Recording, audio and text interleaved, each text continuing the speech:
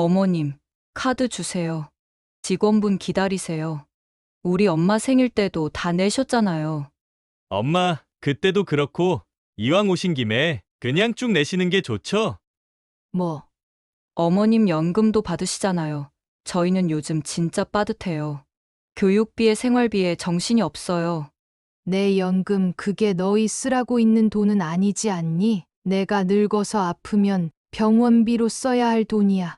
어머님, 가족끼리 사는데 너무 계산적이세요.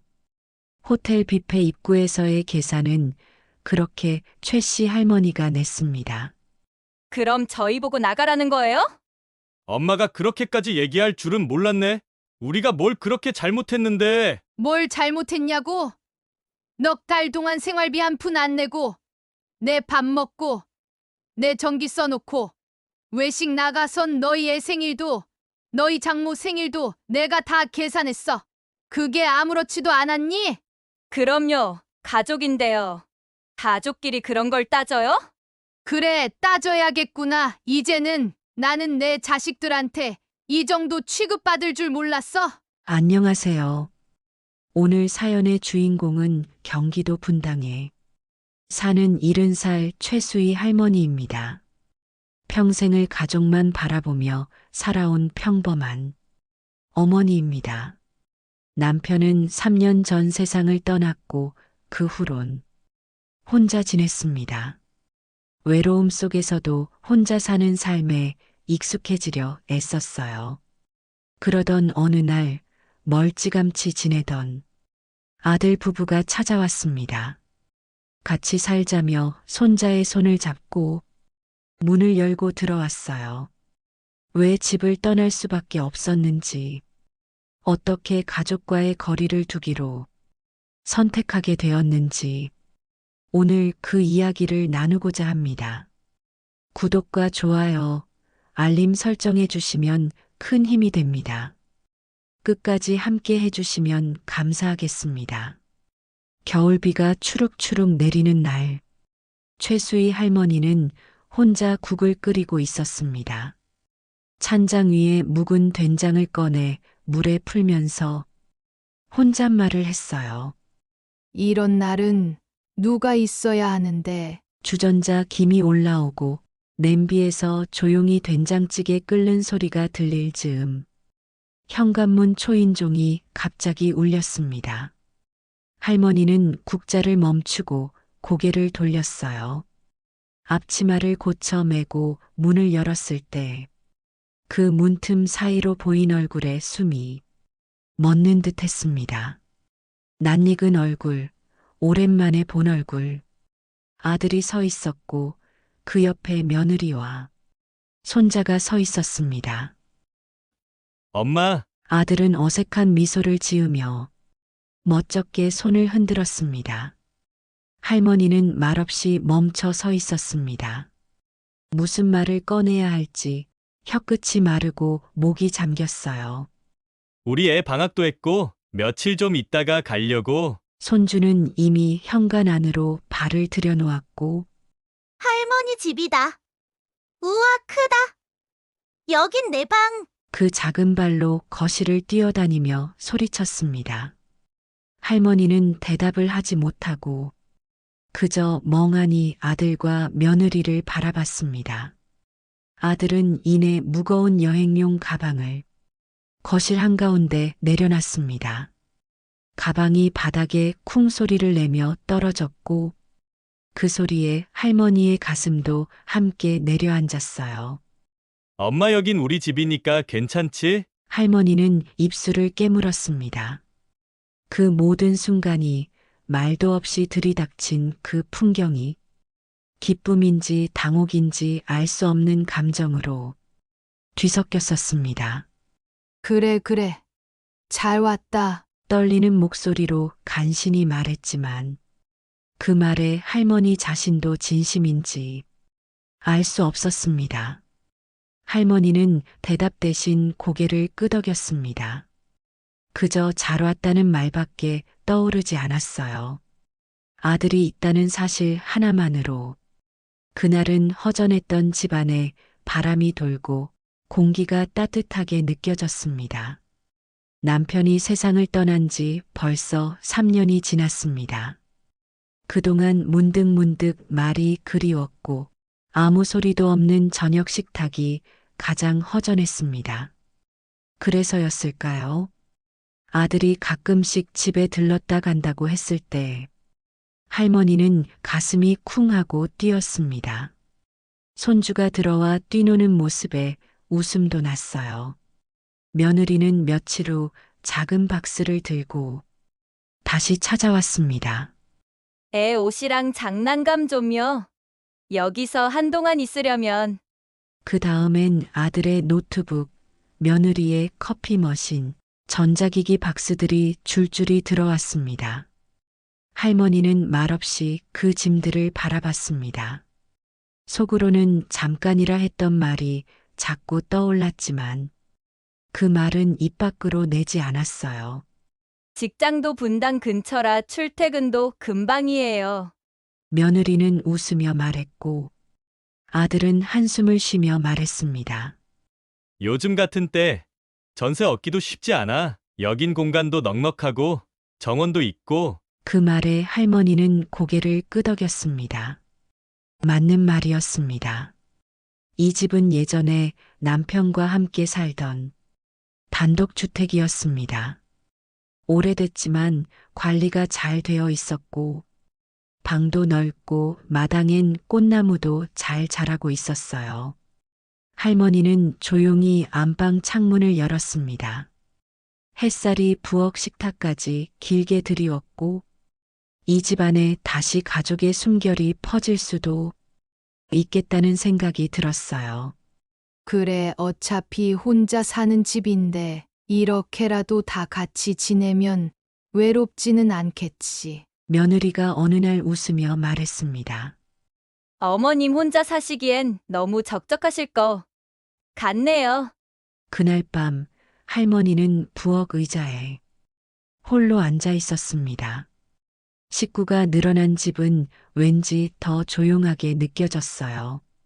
밥솥을 씻다가 문득 고개를 들었고 조용히 벽에 걸린 남편의 영정사진을 바라봤습니다. 애들이 왔어요. 우리 식구 다시 모였네요. 하지만 말끝이 떨렸습니다. 기쁘면서도 서늘했고 환한 얼굴로 웃던 며느리의 눈빛엔 묘한 낯설미 섞여 있었어요. 어느 날 밤 최수희 할머니는 쉽게 잠이 오지 않았습니다. 낯선 인기척에 익숙해지기엔 일주일이 너무 짧았어요. 거실 불빛이 새어 들어오는 방문 아래로 그림자가 움직였습니다. 손주의 방 웃음소리가 잦아들고 조용해진 거실에서 나직한 말소리가 들려왔어요. 할머니는 베개에 귀를 붙인 채 가만히 귀를 기울였습니다. 당신 이대로 괜찮을까? 아들의 목소리였습니다. 숨을 내쉬듯 무겁고 지친 목소리였어요. 어쩔 수 없잖아. 이미 다 날렸는데. 이번엔 며느리의 목소리가 들렸습니다. 톤은 낮았지만 그 안에 답답함이 스며 있었어요. 주식만 잘 빠져나왔어도, 갭 투자 아파트 하나만 버텼어도, 아들은 혀를 찼습니다. 대출금에 이자까지 다 나가고 전세금도 못 돌려받았잖아. 그래서 지금 여기 있는 거잖아. 며느리는 말끝을 흐리며 한숨을 쉬었어요.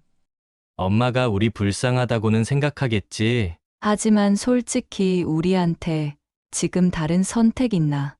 그래도 우리가 직장 다니고 있으니까 금방 자리 잡을 거야. 아들은 희망 섞인 말을 했지만 그 말조차 할머니의 가슴에는 아프게 다가왔습니다.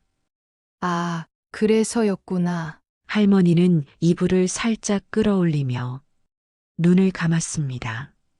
입가에 걸린 미소는 이미 지워졌고 눈가엔 조용한 물기가 맺히고 있었습니다. 그들의 사정이 이해가 안 되는 건 아니었습니다. 살다 보면 누구든 한 번쯤은 넘어질 수 있으니까요. 하지만 왜 아무 말 없이, 왜 진심을 숨긴 채 들어왔을까? 그 부분이 할머니 마음을 더 아프게 만들었어요. 아들 부부가 들어온 날 할머니는 다시 가족이 모였다고 믿었습니다. 하지만 그 밤 방문 너머 대화를 들은 뒤 그 집은 갑자기 낯선 공간처럼 느껴졌습니다. 벽에 걸린 남편 사진이 자꾸 눈에 밟혔습니다. 애들이 돌아왔다는 게 그런 뜻이었네요. 할머니는 입을 꼭 다물고 베개 속으로 얼굴을 묻었어요. 울음은 없었지만 잠은 끝내 오지 않았습니다. 그날 이후 할머니의 하루는 다시 분주해졌습니다. 새벽 6시에 눈을 떠 반찬을 만들었고 손주 도시락과 며느리 아침을 준비했어요. 후라이팬에 달걀을 부치다 말고 허리를 붙잡은 적도 많았습니다. 그럴 때마다 스스로를 다그쳤죠. 괜찮아, 가족이잖아, 이럴 때 보람 있는 거지. 하지만 그런 다짐도 오래가진 못했습니다. 며느리는 점점 더 당연한 듯 식사를 기다렸고, 손주는 입맛에 맞지 않다며 반찬을 밀어냈어요. 엄마, 간이 좀 센데. 아들이 툭 던진 말에 할머니는 젓가락을 멈췄습니다.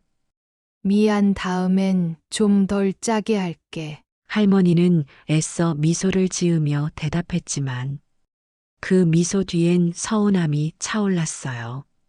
거실 소파엔 며느리의 쿠션이 놓였고 서랍 속엔 손주의 책이며 장난감이 가득 들어왔습니다. 며칠 사이 낯익던 집안 풍경은 조용히 바뀌어 갔어요. 이제 진짜 우리 집 같다. 며느리가 무심히 내뱉은 그 말에 할머니는 문득 자신이 이 집에 손님이 된 것 같았습니다. 처음 며칠은 참 좋았습니다. 아침마다 주방에 발소리가 들렸고 할머니는 식탁 위에 놓인 찻잔을 보며 그래, 다시 가족이 된 거야. 혼잣말처럼 속으로 음조렸습니다. 손주는 할머니 하며 안겼고 그 조그마한 팔에 얼굴을 묻으면 마음 한켠이 녹아내렸어요. 엄마, 귤 좋아하시잖아. 퇴근길에 아들이 과일 한 봉지를 사들고 온 날엔 귤 껍질을 벗기며 웃음이 났습니다. 하지만 그 온기는 오래가지 않았습니다. 그 계기는 손주의 생일이었습니다. 오늘은 애 생일이니까 나가서 먹죠, 어머님. 며느리는 말끔히 화장하고 밝은 원피스를 입고 나왔어요. 손주는 발을 동동 구르며 외쳤습니다. 스테이크 먹을래. 나 키즈 메뉴 2개 시켜도 돼? 최 씨 할머니는 잠시 당황했지만 웃으며 대답했습니다. 그래, 생일인데 뭐든 먹어야지. 그날 식사는 동네 국밥집에서 했습니다. 익숙한 주인의 얼굴을 보며 안도했고 손주는 밥 한 그릇을 뚝딱 비웠습니다. 잘 먹네, 우리 손주. 역시 국밥이 최고지. 할머니는 기분 좋게 웃으며 계산대로 향했습니다. 내 새끼 생일인데 할미가 사야지. 그 말에 아들이 슬쩍 말했습니다. 아, 엄마 내가 낼게. 하지만 아들은 카드를 꺼내지 않았습니다. 며느리는 뒷짐을 지고 서 있었고 할머니는 자연스럽게 지갑을 꺼냈어요. 뭐 생일인데 그럴 수도 있지. 그런데 그 한 번이 시작이었습니다. 처음엔 기분 좋은 외식이었습니다. 할머니는 그 자리를 마음 깊이 감사하며 앉았어요. 요즘 애들은 밖에서 많이 먹는다더라. 할머니는 속으로 그렇게 생각했습니다. 한두 번은 즐거운 마음으로 카드를 꺼냈습니다. 그래도 함께 밥을 먹는 게 어딘가 싶었어요. 아들과 손자, 며느리와 한 테이블에 둘러앉아 이야기 나누는 것만으로도 충분히 행복했습니다. 할머니는 오랜만에 식구들 얼굴을 보며 밥을 먹는 게 그저 감사할 뿐이었어요. 할머니의 수입은 많지 않았습니다. 교사 생활을 하던 남편이 세상을 떠난 뒤 남편이 남긴 유족연금과 국민연금이 전부였습니다. 거기서 조금 떼어 통신비, 관리비, 쌀값을 마련하고 나머지는 적금 통장에서 꺼내지 않으려고 애썼습니다. 그 돈은 혹시 아프게 되었을 때를 위해 혹은 나중에 요양병원 갈 일이 생길까봐 최대한 건드리지 않고 지켜온 돈이었어요. 고급 외식은 할머니의 평생에 처음 있는 일이었습니다. 나는 국밥이 제일 맛있더라. 식당 안에서 그렇게 혼잣말하듯 말했지만 아무도 그 말을 귀 기울여 듣지 않았어요. 분식집, 냉면집을 지나 세 번째 외식은 한우 고깃집이었습니다. 아들은 고기를 집어 올리며 말했습니다. 엄마, 이 집은 1등급 투뿔 한우만 써요. 며느리는 핸드폰으로 고기 굽는 사진을 찍으며 웃었습니다. 여기 진짜 핫플레이스예요. 예약도 힘든 데라니까요. 손주는 테이블에서 몸을 흔들며 말했습니다. 나 고기 3판 먹을 거야. 할머니는 웃었지만 눈은 슬며시 가격표를 쳐다봤습니다. 등심 1인분 85,000원, 갈비살 98,000원. 숫자를 보는 순간 속이 답답해졌습니다. 나는 저런 고기 평생 한 점도 제대로 못 먹었는데 그때도 아들은 말했습니다. 엄마, 이번엔 제가 낼게요. 그 말에 최 씨 할머니는 잠깐 고개를 들었습니다. 오늘은 진짜 내겠지? 잠깐이나마 기대를 품었어요. 하지만 아들은 그 뒤로 휴대폰을 꺼내 알림을 확인했고 결국 계산대 앞에 선 건 또 할머니였습니다. 카운터에서 카드를 꺼내며 할머니는 아무 말도 하지 않았습니다. 다만 손끝이 조금 떨리고 있었어요. 오늘은 특별한 날이니까 계산을 하며 조용히 말했지만 그 말은 누구에게도 들리지 않았습니다.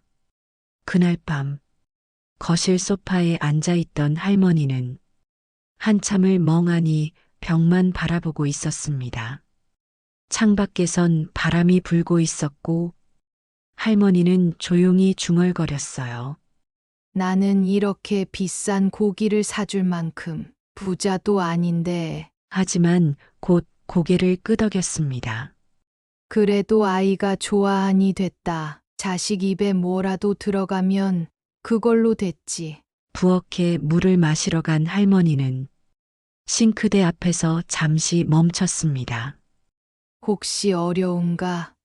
정말 사정이 어려워서 그런 건가? 그래서 일부러 안 내고 있는 건 아닐까? 내가 먼저 내버리면 자존심 상할까봐 말도 못하고 있는 건가? 할머니는 그렇게 생각하며 스스로를 타이르기 시작했어요.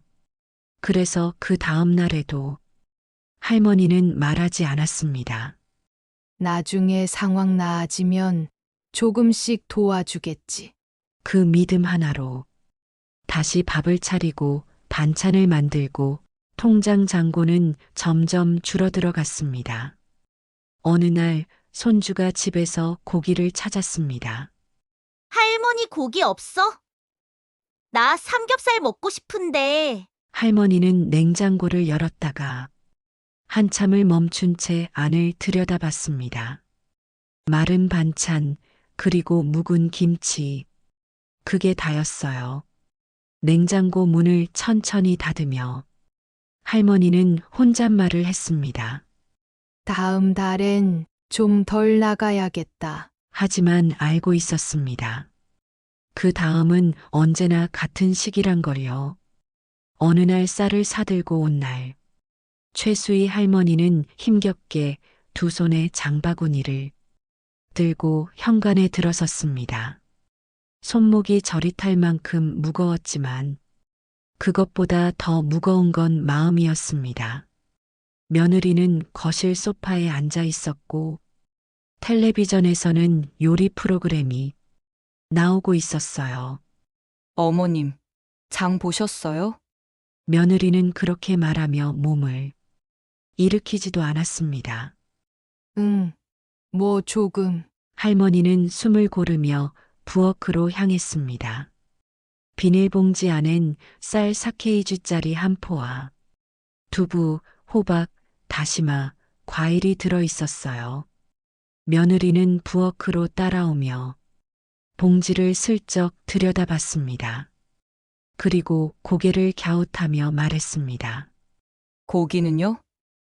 애가 고기만 먹으려 그래요. 할머니는 망설이다가 말했습니다. 오늘은 고기 안 샀다. 가격이 너무 세더구나. 또 된장이에요? 며느리는 고개를 절레절레 흔들었습니다. 어머님, 저희가 된장찌개만 먹으러 여기 온 건 아니잖아요. 그 순간 할머니의 손이 멈췄습니다. 냉장고 문을 닫던 손이 살짝 떨렸어요. 조용히 숨을 내쉰 뒤 할머니는 천천히 몸을 돌렸습니다. 그리고 정면으로 며느리를 바라봤어요. 그런 말은 생활비 한 푼이라도 내고 해라. 그 말의 순간 부엌 안이 얼어붙었습니다. 며느리는 눈을 크게 뜨더니 당황한 듯 웃었습니다. 네. 저희가 뭘 잘못했는데요? 고기 좀 사달라고 한 게 죄예요? 목소리는 한 톤 올라갔고 입술 끝은 단단하게 다물렸어요. 할머니는 조용히 말했습니다. 지금 넉 달째 내가 장 보고 음식 해주고 외식 나가면 밥값 내고 있어. 니들 들어와 살면서 난 식모살이 한다고. 쌀도 내가 사, 고기도 내가 사, 과일까지 내가 사는데 넌 한 번이라도 식비를 낸 적 있니? 며느리는 표정을 굳혔습니다. 그게 왜요? 어머님은 연금 받으시잖아요. 아버님 유족연금에 국민연금까지 받으시는데 우린 월급도 빠듯하고 애 교육비에 저희 출퇴근 교통비에 점심값 그리고 품위 유지비에 정신이 없어서 못 내요. 그 말에 할머니의 손이 부르르 떨렸습니다. 고개를 들고 깊게 말했습니다. 그래 연금은 받는다. 그런데 그게 너희들 쓰라고 있는 돈이니? 그거 내가 늙어서 아플 때를 대비해 모아놓은 돈이다. 내가 병원이라도 가게 되면 쓸 돈이라고. 며느리는 팔짱을 끼고 비꼬듯 말했습니다. 아니 어머님 가족끼리 사는 집에서 돈 따지고 그러면 좀 그렇잖아요. 저희가 뭔 빌어먹는 사람도 아니고. 그 순간 할머니는 눈앞이 뿌옇게 흐려졌습니다. 목구멍까지 차오르던 말이 터져나왔어요. 그럼 빌어먹는 사람처럼 굴지 마. 내가 널 언제 돈 달라고 했냐? 언제 나가자고 그랬냐? 근데 나한테 손 하나 까딱 안 하고 고기 없다고 투정만 하고 그걸 알면서 그런 소리를 하니? 말이 끝나자 부엌은 숨조차 막힐 만큼 조용해졌습니다. 거실에 있던 아들이 뛰어나와 상황을 살폈어요. 엄마, 왜 그래? 무슨 일이야? 할머니는 아들을 바라보며 한마디 한마디 꾹꾹 눌러 말했습니다. 내가 평생 너희 아버지랑 살면서 남에게 손 벌린 적 없다. 근데 내 집에서 내 돈으로 내가 얻어먹는 사람 취급을 받아야 하니. 아들은 아무 말도 하지 않았습니다. 그저 할머니와 며느리 사이를 왔다 갔다 하며 고개만 숙였어요. 그 침묵이 더 아팠습니다. 그 차가운 외면이 더 고통스러웠어요. 할머니는 고개를 숙이고 냉장고 문을 다시 열었습니다. 안쪽엔 묵은 김치통이 하나 남아 있었어요. 그걸 꺼내며 조용히 중얼거렸습니다. 그래, 또 된장찌개나 해야겠다. 눈물은 흐르지 않았지만 그 말은 울음보다 더 깊은 절망이었어요. 대전에 사는 딸이 오랜만에 전화를 걸어왔습니다. 엄마, 이번 주에 애 데리고 갈게요. 그 말만으로도 최수희 할머니는 가슴 한켠이 환하게 밝혀지는 기분이었습니다. 그래, 조심해서 와라. 짧은 대답 뒤에도 할머니의 입가에는 웃음이 번졌어요. 딸은 약속한 날 아침 꼭 전화를 먼저 했습니다. 엄마, 뭐 필요한 거 없어요? 요즘 입맛 없다고 하셨던데 뭐 좀 사갈까요? 할머니는 괜찮다고 손사래를 쳤지만 전화를 끊고 나면 괜히 냉장고 문을 열어보게 되었습니다. 김치도 조금 남았고 반찬도 이젠 지겹지. 작은 목소리로 중얼이며 괜히 설거지 거리라도 정리했어요. 점심 무렵 초인종이 울렸습니다. 문을 열자 딸이 환한 얼굴로 서 있었고 그 옆엔 할머니의 외손주가 환하게 웃고 있었어요. 할머니, 아이의 목소리에 할머니는 순간 울컥했습니다. 두 팔을 벌려 아이를 꼭 안았어요. 우리 손주 왔어? 아이고, 무거워졌네. 딸은 한 손에는 장바구니, 다른 손에는 손주의 책가방을 들고 있었습니다. 장바구니 안엔 반찬, 과일, 소고기, 손주 간식까지 가득 들어 있었습니다. 할머니는 그걸 보며 고개를 저었습니다. 너는 항상 뭘 이렇게 많이 사오니? 딸은 웃으며 말했습니다. 엄마 집에 애 데리고 와서 밥만 얻어먹고 가면 내가 사람인가요? 식탁에 둘러앉아 밥을 먹는 그 시간은 할머니에게는 오랜만에 편한 식사였습니다. 누가 먼저 먹자고 하지 않아도 자연스럽게 숟가락이 오갔고 딸은 식사 중에도 할머니의 그릇을 챙겨줬어요. 엄마, 이 반찬 너무 짜요. 이거 좀 덜어드릴게요. 그러면서 밥을 푸고 국을 따뜻하게 데웠습니다. 그 손길 하나하나가 조용한 위로처럼 느껴졌어요. 식사를 마친 뒤 딸은 설거지를 도왔고 엄마 쉬고 있어요. 물 넘치게 하지 말고 닦기만 하면 돼요. 조용히 말하며 수도꼭지를 틀었습니다.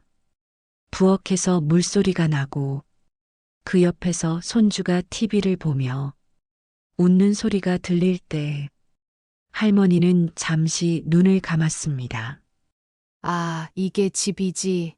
이게 가족이지. 그런 마음이 조용히 가슴을 적셨습니다. 그날 저녁 딸은 차를 몰고 할머니를 데리고 외출했습니다. 엄마, 나 요즘 안 가본 맛집 찾는 재미에 빠졌어. 어딘데? 여기 대전에서 유명한 한우 전문점인데 체인점이 분당에도 생겼대요. 식당 안은 환했고 고기 냄새가 솔솔 풍겼습니다. 딸은 익숙하게 고기를 굽기 시작했습니다. 엄마, 오늘은 내가 다 해줄게요. 젓가락만 드세요. 할머니는 딸의 손을 바라보며 조용히 웃었습니다. 그 웃음 뒤엔 살짝 젖은 눈빛이 숨어 있었어요. 나는 이런데 처음 와본다. 고기가 먹고 싶어서가 아니라 같이 먹는 이 분위기가 낯설어서 그렇다. 할머니는 그렇게 중얼였고 딸은 고기를 집어 할머니 그릇에 올려주며 말했습니다. 엄마랑 자주 다녀야겠네. 이젠. 고기를 다 먹고 차에 탔을 때 차창 밖으로 어둠이 내리고 있었습니다. 딸은 조심스레 운전대를 잡은 채 물었습니다. 엄마, 오빠네 들어와 사는 거 솔직히 불편하지 않아요? 할머니는 고개를 천천히 돌렸습니다. 딸을 바라보며 입술을 달싹였지만 말이 금방 나오지 않았어요. 불편하지, 솔직히 힘들지.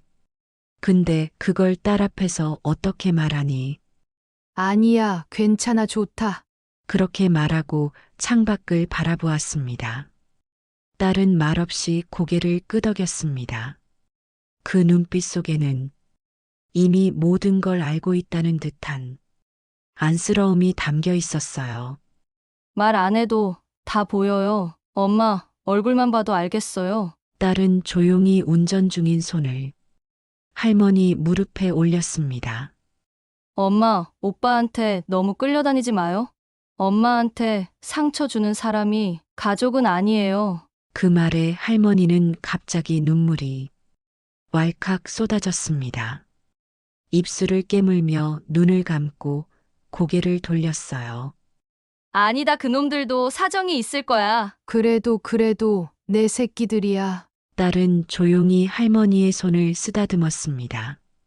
차 안은 조용했고 창밖에는 가로등 불빛이 점점 뒤로 흘러갔어요.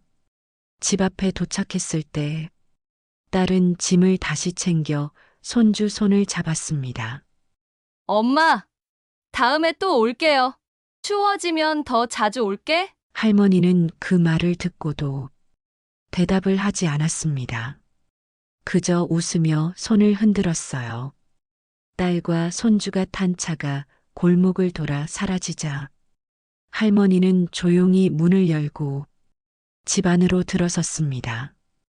거실엔 여전히 아들의 컴퓨터가 켜져 있었고 커피 머신에서 막 우려낸 듯한 커피 향이 남아 있었어요. 방 안에서는 손주의 장난감이 굴러다녔고 싱크대에는 설거지 그릇이 널려 있었습니다. 현관문을 닫으며 할머니는 발을 멈췄습니다. 그리고 그 자리에서 한참을 서 있었습니다. 잠시 다녀온 따뜻한 세상이 너무 빨리 멀어진 느낌이었어요. 그래, 그래도 괜찮다, 나는 괜찮다. 마음을 다독이며 할머니는 천천히 불을 켜고 주방으로 걸어갔습니다. 며칠 전부터 부엌 분위기가 이상했습니다. 최수희 할머니는 자신이 항상 쓰던 도마가 보이지 않는 걸 느꼈습니다. 대신 생소한 색감의 도마 2개가 선반 위에 나란히 놓여 있었어요. 하얀색, 연분홍. 어디서 본 듯한 디자인이었지만 분명 자신의 것이 아니었습니다. 할머니는 조용히 그 도마를 쳐다봤습니다. 냉장고 문을 열었을 땐 더 선명한 낯설음이 다가왔습니다. 직접 담근 열무김치와 묵은지는 맨 뒤 칸에 밀려나 있었고 앞쪽엔 고급 마켓에서 산 반찬들이 가지런히 진열되어 있었어요. 이게 다 언제 들어온 걸까? 왜 내 반찬이 저 뒤로 밀려 있지? 할머니는 아무도 없는 부엌에서 혼잣말을 했습니다. 그날 아침 할머니는 국을 끓이며 조용히 부엌을 정리하고 있었습니다. 싱크대 앞에서 물기를 닦는 손길이 유독 조심스러웠어요. 그때 며느리가 커피잔을 들고 다가왔습니다. 입가에 환한 미소가 떠 있었고 걸음은 편안해 보였습니다. 어머님, 도마 바꾼 거 어떠세요? 예전 건 너무 오래됐길래 이번에 세일하길래요. 할머니는 도마를 바라보며 잠시 말이 멈췄습니다. 그리고 작게 천천히 고개를 끄덕였습니다. 그래, 바꾸면 좋지.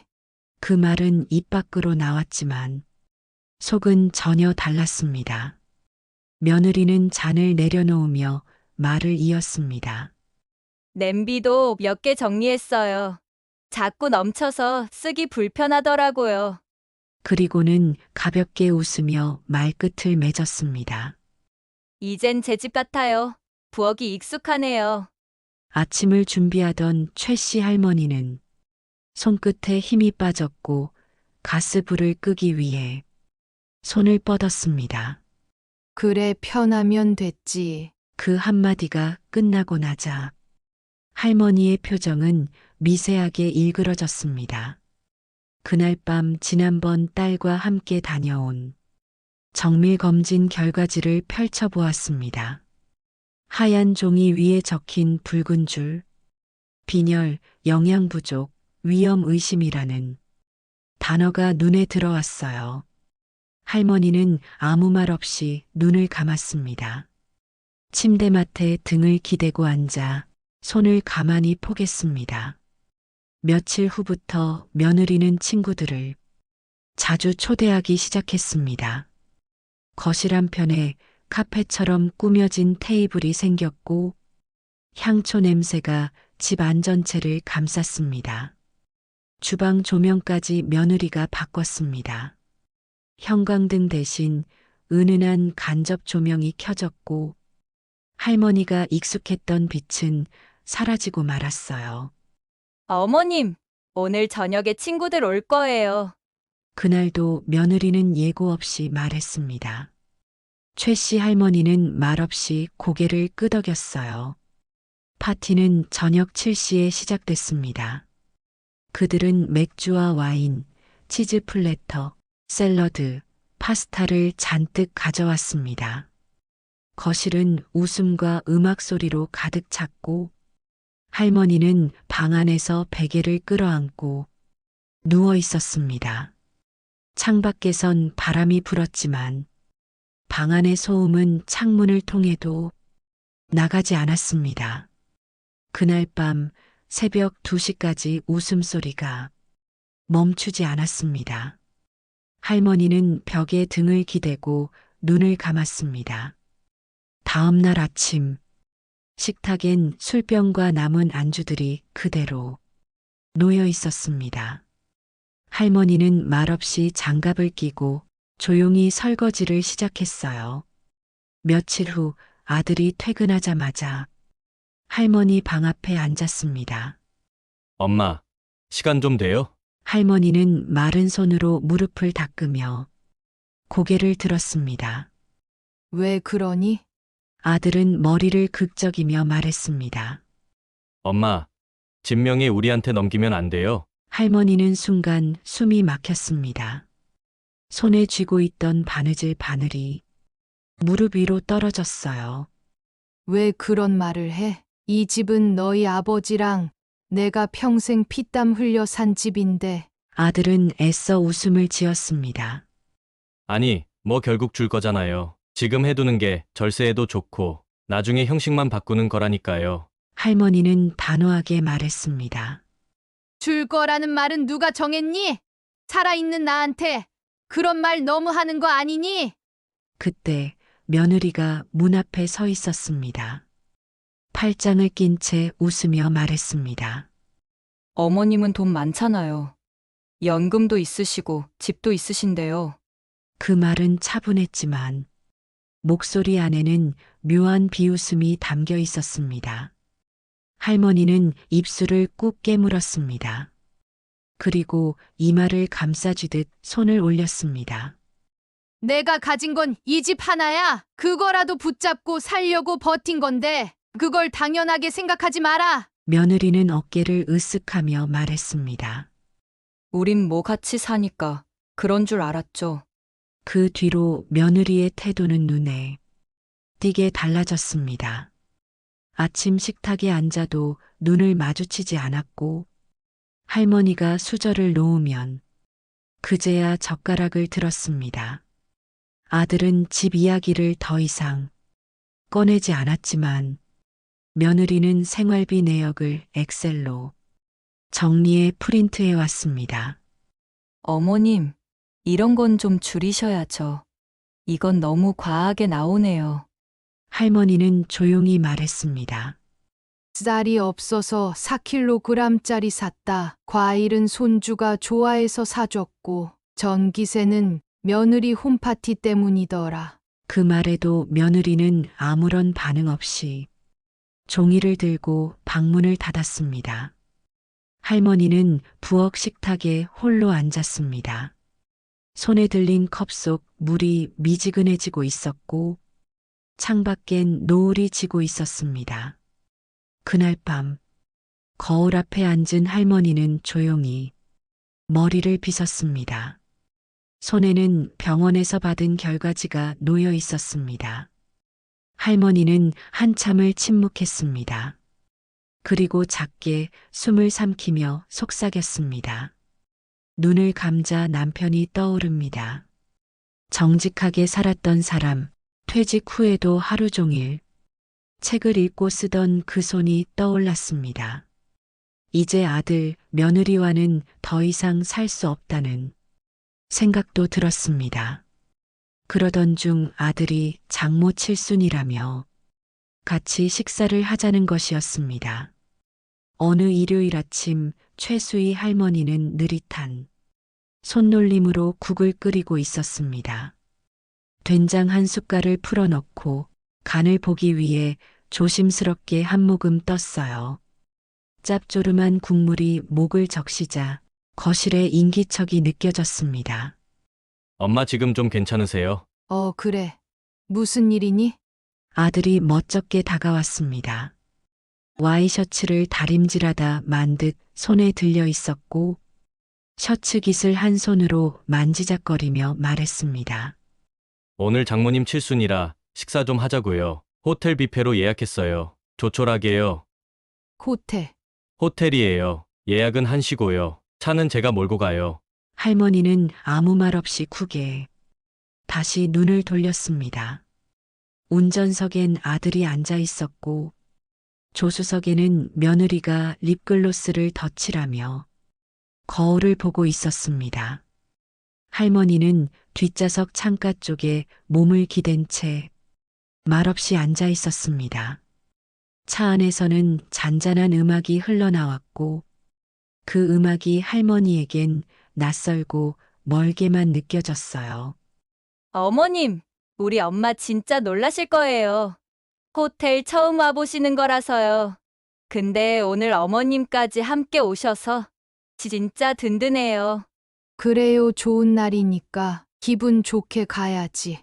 그 대답 뒤로 말이 없었습니다. 할머니는 창밖으로 스쳐가는 신호등을 바라보며 생각했습니다. 도어맨이 깔끔한 인사를 하며 문을 열었습니다. 안으로 들어서자 은은한 조명이 머리 위에서 퍼졌고 커다란 유리창 사이로 햇살이 잔잔히 쏟아져 내렸습니다. 흰색 리넨이 깔린 원형 테이블, 크리스탈 잔, 은색 식기류, 그리고 각인된 호텔 로고. 모든 게 낯설고 차가운 기분이었어요. 어머님 여기에요. 이쪽이 저희 엄마, 오빠, 언니예요. 오늘은 우리 어머님이 다 사주신다고 하셨어요. 그 말은 명랑하고 밝았지만 그 안에 깃든 태도는 할머니의 가슴에 돌처럼 얹혔습니다. 모든 친정 식구들의 시선이 할머니를 향했습니다. 장모, 장인, 처형, 처남네 아이들까지 하나같이 아유 감사합니다. 잘 먹겠습니다. 인사를 했습니다. 엄마, 그냥 그래 주세요. 오늘은 분위기 망치지 말고요. 그래요. 다들 앉으세요. 할머니는 침묵하며 자리에 앉았습니다. 자리마다 올라오는 음식은 눈부시게 화려했어요. 킹크랩, 양갈비, 송로버섯 리조또, 바닷가재 꼬치, 한 접시에 몇만 원씩은 될 법한 고급 요리들이 잇따라 올라왔습니다. 음식은 코끝까지는 닿았지만 수저는 단 한 번도 입으로 가지 않았습니다.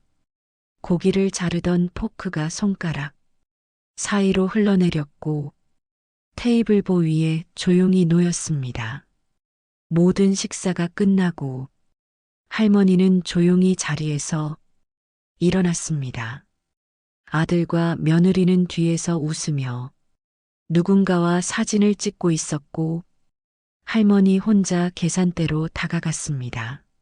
총 112만 4천 원입니다. 할머니는 말없이 지갑을 꺼냈습니다. 카드 지갑에서 파란색 체크카드를 꺼냈고 손끝이 살짝 떨렸습니다.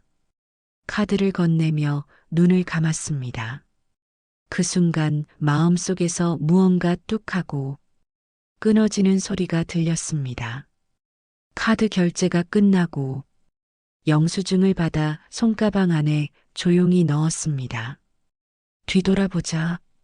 아들은 뒷짐을 지고 있었고 며느리는 거울 앞에서 머리를 정리하고 있었습니다. 차 안은 조용했습니다.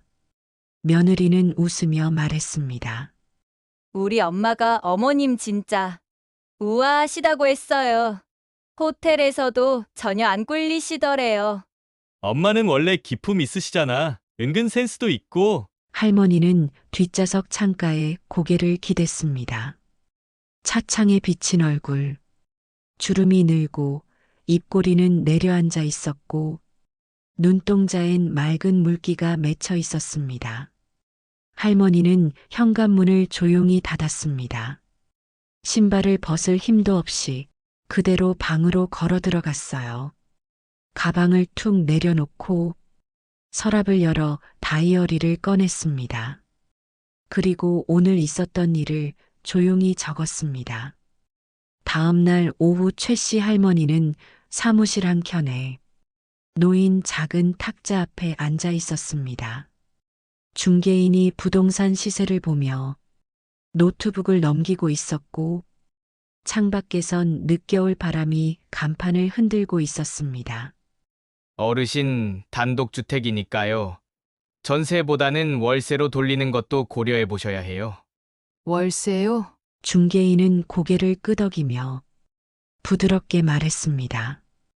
요즘은 전세보다 월세 찾는 분도 많아요. 보증금 맞춰 드리고 월세 받는 방식도 괜찮아요. 할머니는 조용히 고개를 끄덕였습니다. 손가락으로 수첩을 천천히 넘기며 말했습니다. 내가 나가고 혹시 아들 부부가 이 집에 계속 살고 싶다고 하면 월세로라도 내게 하면 되지요. 근데 그걸 안 내겠다면 미련 없이 나가달라고 하려 해요. 중개인은 멈칫하며 고개를 숙였습니다. 할머니는 창밖을 바라보았습니다. 할머니는 침대에 앉아 핸드폰을 꺼냈습니다. 다이얼을 누르기 전 한참을 고민하다 마침내 우리 딸이라는 이름에 전화를 걸었습니다. 엄마? 웬일이에요? 목소리 왜 그래요? 이제 너 있는 동네로 가보려고 해. 집 전세 놓으려다가 아들 부부가 월세라도 내겠다면 남겨두려 하고 안 하겠다면 집을 비워달라고 할 거야. 엄마 드디어 결심하신 거예요? 그래요. 오세요. 집 근처 오피스텔도 많고 내가 매일 갈 수 있으니까요. 너 옆에 있으면 나도 좀 살 것 같아서 그래. 너한테 피해 줄까 걱정이지만 엄마, 피해는 무슨, 엄마는 늘 나한테 힘이었어요. 이번엔 내가 엄마 옆에 서 있을게요. 그 말에 할머니는 한참을 말없이 있었습니다. 눈시울이 붉어졌고 입술이 작게 떨렸습니다. 그래 이제라도 그렇게 살아볼게. 나도 이제 딸 옆에서 웃고 싶네. 최 씨 할머니는 다음 날 다시 부동산 중개소를 찾았습니다. 대전 쪽 유성구 쪽 오피스텔 정보도 좀 봐주시겠어요? 네. 거긴 교통도 괜찮고 새로 지은 오피스텔 단지 많아요. 나중에 몸 불편해지면 이 집 팔아서 실버타운으로 들어가려 해요. 그땐 이 손으로 내 이름 붙인 계약서 하나 남겨놓고 싶어요. 중개인은 말없이 고개를 숙였습니다. 그 눈빛엔 깊은 이해가 담겨 있었어요. 할머니는 조용히 옷장 문을 열고 몇 벌 남지 않은 외출복을 골랐습니다. 낡은 방코트 하나, 딸이 사준 자주색 스웨터 한 장. 그 옷들을 접어 박스에 넣으며 천천히 거실로 나왔습니다. 아들은 식탁에서 물을 마시고 있었고 며느리는 소파에 앉아 휴대폰을 보고 있었습니다. 너희 혹시 이 집에서 계속 살고 싶은 마음 있어? 계속이요? 내가 월세 책정해서 내게 낼 수 있다면 그렇게 하려 해. 근데 그게 싫다면 나가는 게 맞지. 우리가 갑자기 어떻게 월세를 내요? 그럼 그냥 비워야겠다는 말씀이세요? 응, 이제 너희 눈치 보면서 못 살겠어. 이 집은 내 노력과 시간, 그리고 너희 아버지의 삶이 묻힌 곳인데 지금은 그냥 너희 생활 공간일 뿐이잖니. 아들은 조용히 고개를 숙였고 며느리는 고개를 돌렸습니다. 대전의 오피스텔 입구에 도착하자 딸이 이미 나와 서 있었습니다. 딸은 작은 미소를 띠고 손을 흔들었고 할머니는 천천히 걸어가 딸의 손을 잡았습니다. 이 동네 참 조용하네. 엄마, 여기 골목마다 작은 빵집도 많고요. 병원도 가까워요. 버스 타면 시장도 금방이에요. 좋다. 앞으로 여기서 살게 해줘서 고맙다. 햇빛이 창틀 위로 내려앉은 오피스텔. 할머니는 새로 산 전기밥솥 앞에서 밥을 짓고 있었습니다. 김이 모락모락 올라오고 냄비 안에서는 된장국이 끓고 있었습니다. 식탁에 앉아 천천히 밥 한 숟갈을 입에 넣었습니다. 벽 한켠엔 작은 메모지가 붙어 있었습니다. 지금부터라도 나를 위해 살아도 괜찮습니다. 할머니는 그 문장을 오래 바라봤습니다. 그리고 고개를 천천히 끄덕였습니다. 세상이 참 조용해졌습니다. 귀를 울리던 말들도 날카로웠던 시선도 이제는 창문 너머 바람소리로 바뀌었어요.